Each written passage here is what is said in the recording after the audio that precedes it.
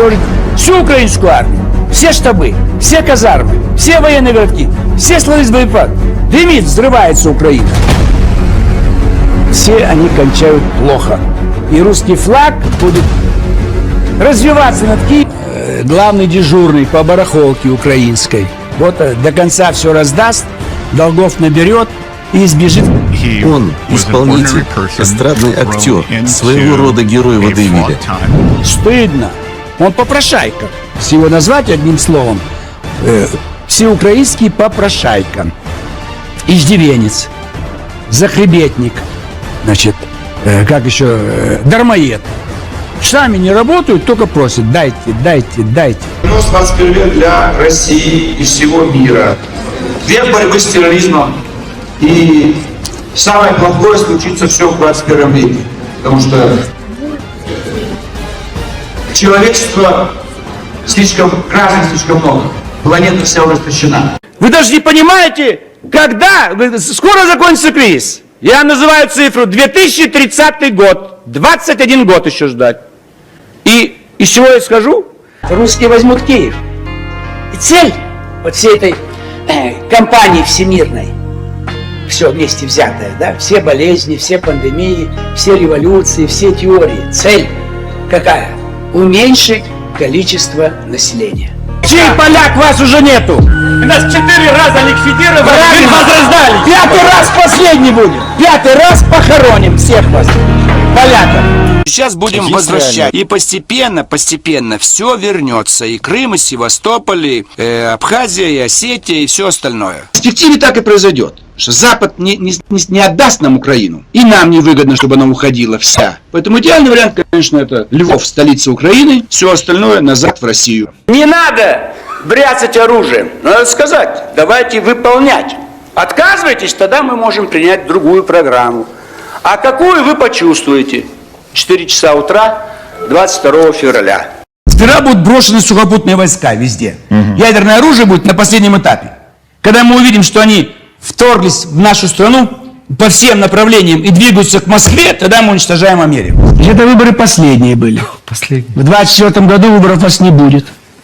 Не будет страны под названием Украина. Вы для них пушечное мясо. Россия вместе с Китаем и с Индией никого не боится. А вас они уничтожат. Я вам это говорю. И Польшу, и Украину. Потому что вы географически между Брюсселем, Москвой и Пекином. Вот и все. Вот таким будет мир через 30 лет. Уйдем из доллара, и из евро уйдем. И евро рухнет. Немцы недовольны, итальянцы недовольны. Они все потеряли на этой общей валюте. Все. Они все хотят вернуться к национальной валюте. И Британия вовремя соскочила. Поэтому будущего у Евросоюза нету. В ближайшие годы он рассыпется. И юань нам не нужен. Пусть у нас покупают все на рубли, и нам продают на рубли. Но где-то как-то, если требуется какую-то часть платежей, отношений, будем использовать национальную валюту тех стран, с кем мы торгуем. Почему многие поверили Жириновскому после того, как он ушел из жизни? Со временем оказалось, что некоторые из заявлений Жириновского были больше, чем просто громкими словами. Он не раз делал точные прогнозы относительно международных событий и внутренней и внешней политики России. Так, по мере того, как некоторые из его предсказаний начали сбываться, отношение к нему начало меняться. Люди стали замечать в нем не только шоумена, но и аналитика с уникальной способностью видеть будущее развитие событий. Особенно это стало заметно в контексте конфликта на Украине. Жириновский неоднократно предупреждал о возможных последствиях вмешательства западных стран в украинские дела и о длительном характере противостояния. Когда эти прогнозы начали становиться реальностью, многие стали воспринимать его слова более серьезно. Вот Европа горит, и пусть горит. Радоваться надо. А вот так тогда будете ждать от них оплеуху. Мы русских защищать не имеем права. Можно Крым сдать обратно, Донбасс сдать, Абхазию грузинам отдать, Южно... Все отдать. Страну расчленить. Вот их золотая мечта. Польша конец. Мы ее закрываем вместе с американцами. Европа, обязательно примите еще десятки миллионов беженцев.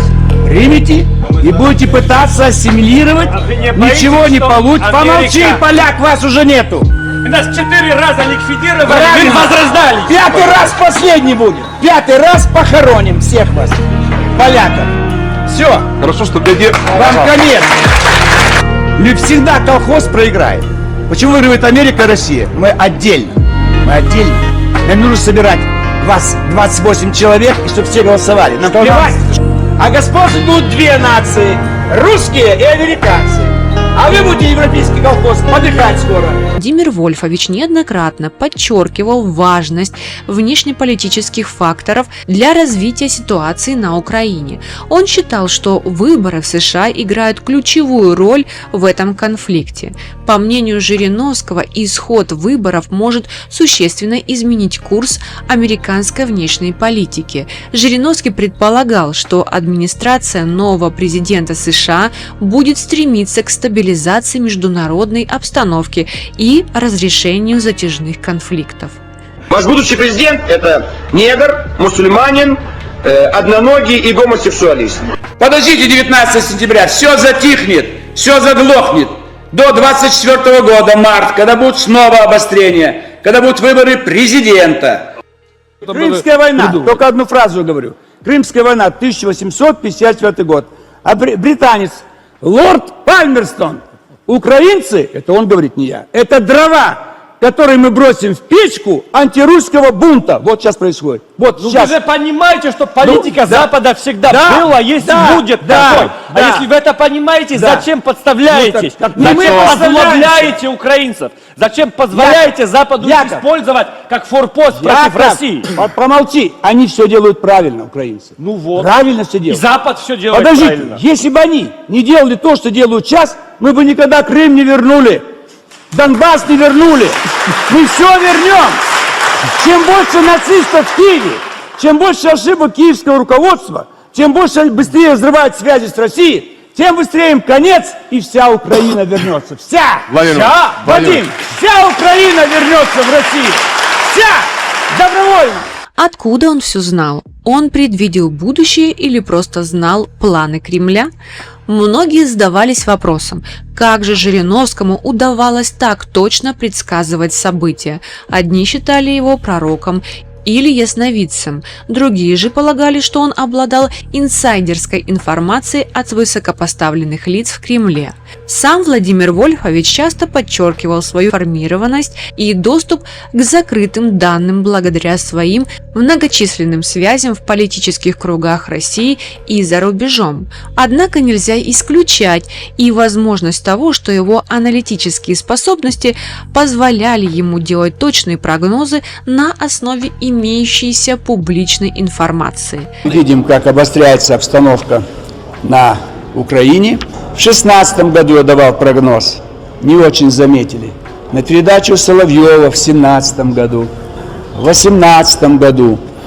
Прогноз следующий. Информации, которая уже проходит, именно в этом направлении все и идет. Вот, американские корабли нарушают наши границы на Дальнем Востоке, в районе Крыма, Севастополя, самолеты, морские суда. И подготовка идет. Подготовка не только военная, но и идеологическая. Уже подрастает поколение, для которых мы больше враги, чем в 1940 году для советских молодых людей были немецкие фашисты. Поэтому неизбежна попытка провокации. Сценарий такой: летом этого года, следующего. Мы план Барбаросса не видели, но он есть. Был подготовлен на июнь 2016 года. Но в США выборы. В 2017 тоже было какое-то осложнение. В 2018 там дополнительные выборы в Америке, Сенат и Палата представителей. А теперь опять выборы. Но сценарий есть. Участники подготовлены. Вы помните, наверное, проводились учения военные некоторых частей НАТО. Статисты должны быть знающие русский язык. Это как бы по легенде натовская армия захватывает русский город, и как она будет расправляться с нашими жителями. Поэтому по сценарию украинцы нападают на Крым, на Донбасс, и мы встаем на защиту. В это время на помощь идет польская армия. Все на территории Украины, чтобы не задействовать территорию натовских стран. Тогда подключается немецкая армия, и происходит столкновение между немецкой и русской армией, и договариваемся о разделе Украины. Западные районы будут называться Галиция, новое государство, там Львов, Ивано-Франковск, Тернополь, Луцк, Ровно. Вот 5 территорий, которые от Польши отошли в 1939 году. И это новое государство и в ЕС берут, и в НАТО. А 70%, даже 80% остальной Украины в состав России, как области, Харьковская область, Донецкая и так далее. Вот такой план. Что хотел нам донести Жириновский? Жириновский всегда старался донести до слушателей мысль о неизбежности крупных геополитических изменений и необходимости быть готовыми к ним. Он предупреждал о том, что мир стоит на пороге новых глобальных вызовов и угроз. Одной из главных тем его высказываний было предположение о возможном распаде Соединенных Штатов Америки вследствие внутренних противоречий и напряженности между различными социальными группами.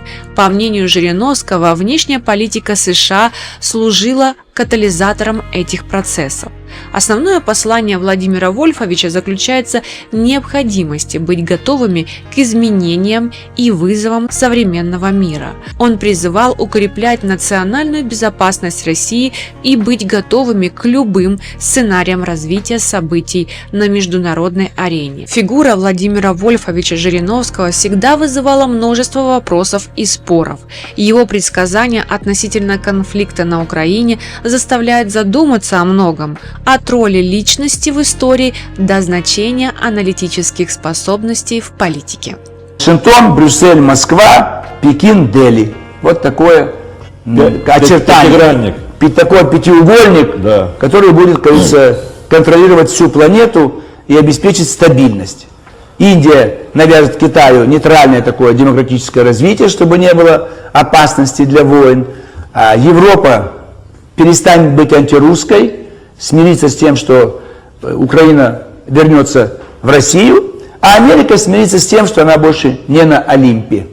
И таким образом к середине века мы придем к такому среднему варианту, без войн больших, мелкие локальные конфликты. Но Украина сегодня это вот очень опасное направление, когда чем-то напоминает Карибский кризис, когда в Вашингтоне и Москве могут перейти к горячей фазе противостояния с использованием натовской армии, русской армии. Поэтому конечный итог – это договоренность между представителями Кремля и Белого дома в Америке, а после этого два президента по телефону или при личной встрече договорятся. Вот соглашаемся вот на такой вариант, чтобы избежать большой войны.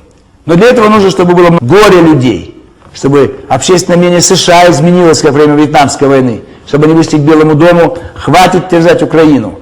Вот. Таким образом, чтобы жители самой Украины поняли, что нужно остановить это насилие, которое творит там ультраправый радикальный элемент. Это нужно время еще. Сколько это нужно? Несколько месяцев, несколько лет. Но тем не менее договорятся, чтобы решить проблему, только две столицы. Они никогда не вторгнутся на территорию России. Никогда. Никто не будет бомбить. Через коктейль, через бар, через одежду. Что угодно. Только забудьте слово «Россия», «русские», «историю». Суворов нет такого. Американцы выиграли войну у Гитлера. Американцы, французы, голландцы. То есть они. Нас вообще нет. Одна строчка. Сейчас же ее убрали. А в это время на Востоке и русские перешли в наступление. Где? Когда? Московская битва нету, Сталинград нету. Потом напишешь, какие-то русские бандиты в формате партизанского отряда где-то под откос спускали поезда. Не то, что герои-партизаны, нарушали права тех, кто ехал в этом поезде. Это немецкие солдаты ехали домой подлечиться, отдохнуть. Их папа с мамой ждут, престарелые. А тут русские партизаны под откос спускают и так далее. Впервые за много лет, особенно за последние 30 лет, зазвучал голос русской дипломатии. Вот наши пункты, выполняйте, но не выбирайте по отдельности. Или все выполняете, или мы запускаем другой пункт в связи с вашим невыполнением этих пунктов. Правильно? Потому что может быть поздно. Мы не должны допускать 22 июня. Сталин все ждал. А вдруг не будет? А вдруг обойдется? И дождались. 3 миллиона взяты в плен. И полстраны сожжено. Из-за того, что вовремя не дали приказ. Сейчас вовремя. Программу весь мир видит. Что мы требуем, мы ждем, мы надеемся. И мы не угрожаем никому. Нам угрожаем. Чужие войска стоят у нашей границы. Оружие завозят на сопредельную сторону. Все как в 1941 году. Все подходят немецкие дивизии, оружие, не только немецкие, и венгерские, и румынские, и итальянские. Вся Европа была в 1941 году. И сейчас НАТО, 30 стран, вся Европа. И тренируют, и диверсанты готовят. Поэтому, но никогда больше не должно быть 22 июня в 4 утра. Пусть лучше будет, добавьте, пусть лучше будет 22 февраля в 4 утра 22 года.